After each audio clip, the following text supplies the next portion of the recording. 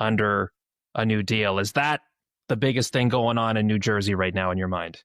That's still the biggest thing to come there. And I can't imagine that's going to be too problematic. They got Jack done pretty easily, all things considered. I'm assuming that, well, there's always grinding. I assume the Devils will do it. To me, the next biggest question for the Devils is Dougie Hamilton. He went from a full no move clause to a partial no trade. I'm just curious here to see what happens. They paid him his bonus on July 1st. I don't have a great feel for it in terms of percentage chances that anything occurs with him, but I know that his name was kind of out there a little bit, and I'd heard they've been talking to a couple of teams. So we'll see where that goes. I like the fact they kept Allen. He wanted to stay. Like, for me, some people are like 5 years. That doesn't bother me. I 5 times 1.8, you can handle that contract. And Allen Markstrom is a really good duo. That's a signing you make all the time. I like the Connor Brown ad. I kind of laughed about what happened with Cody Glass. Initially, they'd indicated he was not going to get qualified. And then there was so much interest in him. They said, you know what? Right-hand shot center, let's keep him. And they did. Works out for team and player. I even like the Dodonov signing. He's gonna get some big points for them. And I think Nemec, based on what I saw in the playoffs, I think he takes a big step next year. I still think the Devils need to get a bit meaner. I like Brown's attitude. He's got great attitude, just not a physically massive guy. I still want to see the Devils get a little bit nastier and meaner. But if they get the Hughes things done, it's a big offseason win for them.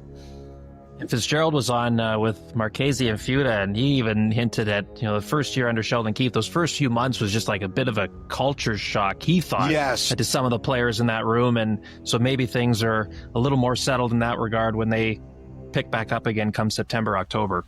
It's funny because I wrote that or said that at one point in the year, and somebody called me and was like, I'm glad you brought that up. Like, I think it's true. I think it was an adjustment, but not only for the players. I think the organization, like, Sheldon is such an intense guy. And Lindy Ruff was very laid back. Like, Lindy Ruff had been around, he'd seen everything, and he had some rules. Like, I think we talked about like the 3 rules he had, be on time, compete hard, like wear a tie. I think it was something like that, like just very limited rules. And then you come into Keefe and like those eyes are bucking out all the time. I agree. I think that's a great point that you and Fitzgerald brought up. I think everybody next year will be much more ready for it. That's a good one. Okay, the New York Islanders coming off the high of drafting Matthew Schaefer first overall after Noah Dobson was dealt to Montreal. Alexander Romanov gets an 8-year deal.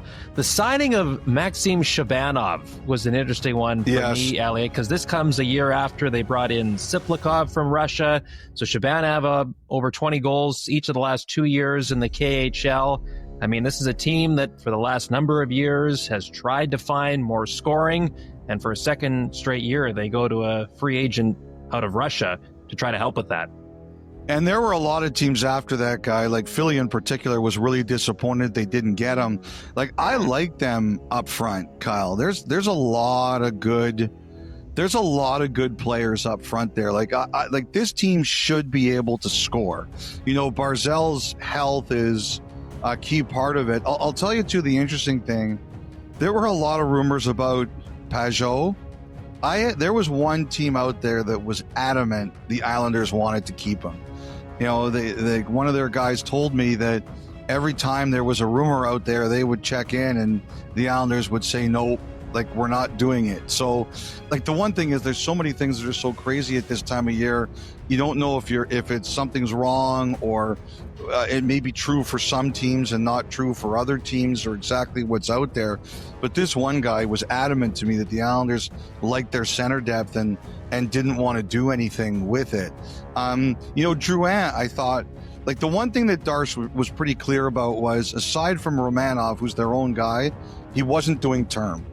And I think Drouin at 2 years at $4 million, Patrick Waugh knows him really well. Like, I think the thing that Drouin's done that's very smart is the last couple of years, he put himself with Nathan McKinnon, who knew him really well, and now he's putting himself with Patrick Waugh, who knows him really well. And, I think I think that's important, and I think that's a good signing.